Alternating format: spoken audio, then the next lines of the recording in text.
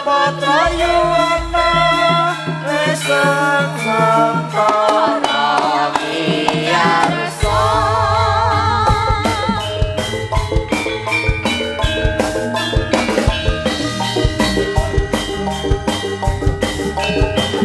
Oke, monggo-monggo bergoyang bersama Kudo Putra Yuwana Batang Saren Kalman Tulung Agung.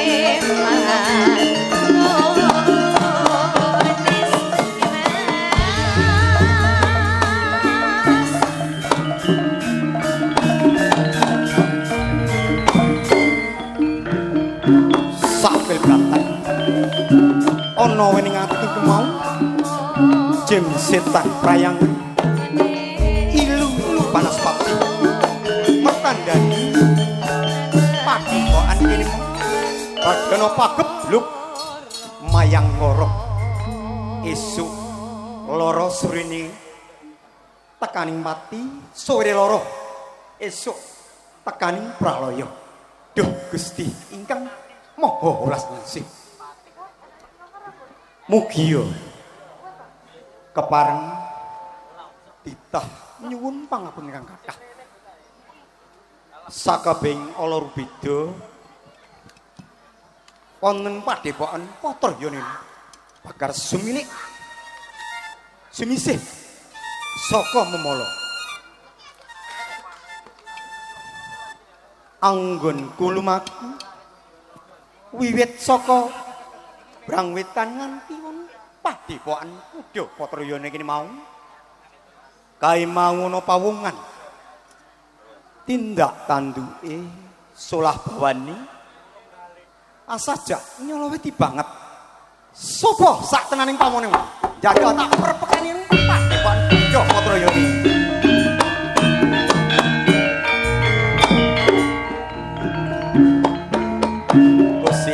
Sik sak mandek dhisik.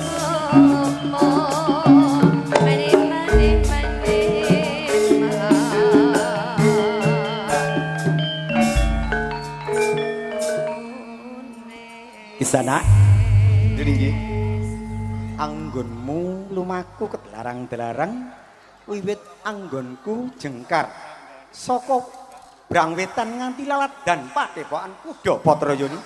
Kisana tansah ngetutke lakuku tak jarwani nggih anggonku jarwani kula enten sisip sembiri atimu sadurunge aku njaluk pangapura ya nggih makaten sadaringipun matur kula ngeteraken sembah bekti kunjuk dumateng ngarsa pati iya tak tampa aturmu muga puja puji wae tanpa nono Kisana kula tampi mugi dados no ajimat paribun. Yo, aku tak takon sepi maneh. Nggih. Kisana ki sapa lan ngendi papan dunungmu kanthi kraya-raya ketlarang-larang wiwit saka Brangitan nganti laladan Kuda Patrayana kene Kisana. Dipun tepangaken nami kula Asmarantaka. Oh, Asmarantaka. Nggih leres. Dene kula menika tiyang kang tiyang kabur kangenan mboten dunung papan. Ngetut lampah wiwit Brangwetan dumuginipun Brangkuluan bot-boting namung pados tentreming manah. Ning kula waspadahaken saking katebian dhumateng panjenengan kados wonten Prabowo. Kula kinten panjenengan salah satunggiling priyantun ingkang linuwih. Kepareng panjenengan paringan asma sinten? Oh, kowe tekon bali marang aku. Nggih, nggih. Jenengku Pulunggana. Kang cumondhok ana Branglor. Aku ya reti papan panggonan slirani. Tiwas keleresan nggih patuga menika priyantun ingkang kula padosi. Rinten kelawan dalu manah kula menika mboten saged tentrem yen to dereng pinanggih kalian panjenengan. Apa karepmu dene slirane tansah ngetutke arep manggi golek katentreme atimu Kisana. Niat sedya kula badhe suwita wonten ngarsa panjenengan. Kowe ngerti apa pawitane wong suwita? Mangertos. Pawitanipun tiyang suwita menika kedah madhep mantet menapa dawuhipun jengandika makaten. Oh, ngono. Iya. Iki mapan kebenaran. Nggih. Ana padepokan Kuda Patrayana kini iki mau ana pagebluk Mayangkara. Oh, ngaten. Martandani pagebluk niku mau paribasan salah satunggiling warga. Esuk loro sore temaking pati, sore loro esuk tumekaning pralaya. Mula miturut wisi ing Jawata sing tak tampa reribet iku mangsa langsung mingkir sadurunge padepokan Kuda Patrayana. Yo ana kene yen wis ana salah sawijining gambuh, mula wiwit iku uga Kisana tak dandani dadi gambuh. Nggih, nderek dawuh panjenengan.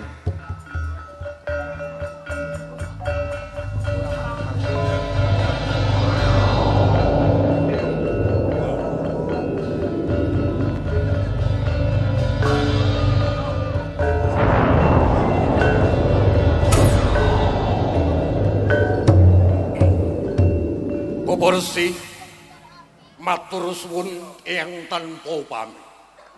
Dene wekdal menika sampun kasembadan menapa yang dados pangajab kula bilih dawuh panjenengan kedah nirnakaken pagebluk Mayangkara. Saking menika apa mundi dawuh menapa ingkang kedah kula lampahi menapa sampun saged kula wiwiti nanggo dawuh panjenengan. Ngene Gambuh. Aku mung wis matur sadurunge panjenengan tak dandani sing kaya ngene mau. Pripun? Nyirnakne pagebluk Mayangkara. Menawi pagebluk Mayangkara ora kudu sesuk saknarika kula Gambuh Asmanantaka saged ngisas memalaning mengsah. Menurut wis sing Jawata sing tak tampa. Asmanantaka. Pripun? Ayo. Gambuh ki mangsa ilang, gambuh iso sumingkir saka Padepokan Kuda Patrayana. Yen ana salah sing panjenenganipun kang aran Gambuh Asmarantaka. Monggo. Kursi wekdal yang sampun kaparengaken dhateng kula. Sigra-sigra alwampah kepapak gedhug Bantala. Monggo sareng-sareng nyanyuwun marang Gusti karo kat sak sini. Mrih lestari kuncaring Padepokan Kuda Patrayana. Monggo Gambuh.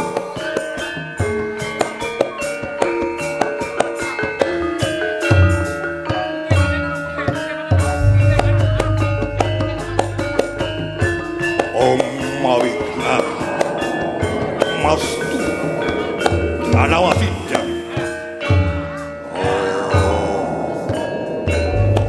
Kutu-kutu walang atogo kresik pinangka seksine Jawata kang angit jawantah pindha japa mantra gelar papan gedhug Bantala kaya sigar-sigara.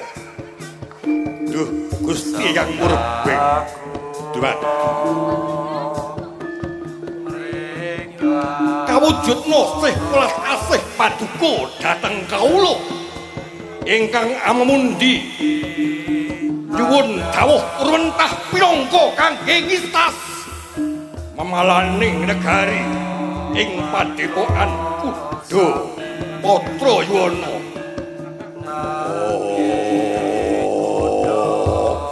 Sirep, sidem, gumelar, anggelar, sakat padang rinawangan. Pak, pelok Pak. Pak. Awi kenapa tuan asih? Panas. Awi kenapa tuan asih? Sakat Dewa Ginelar Padang Rinawangan Surup sidem sekaring bawono.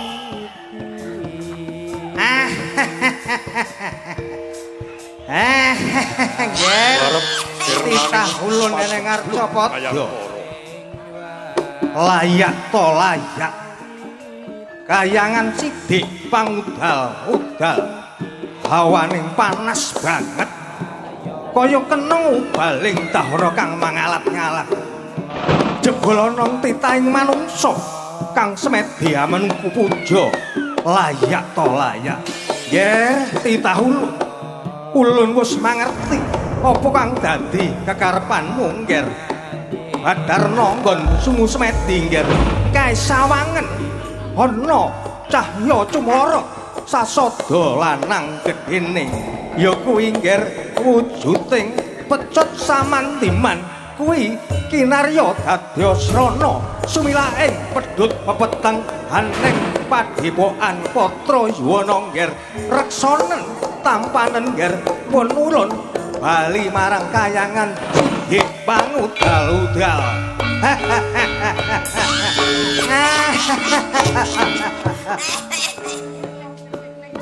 Gambuh Asmarantaka, ya tak kanthi pecut samandheman reksanen rengkun Padepokan Kuda Patrayana ini. Purbawasesa Kuda Patrayana tak pasrahne sliramu, Gambuh.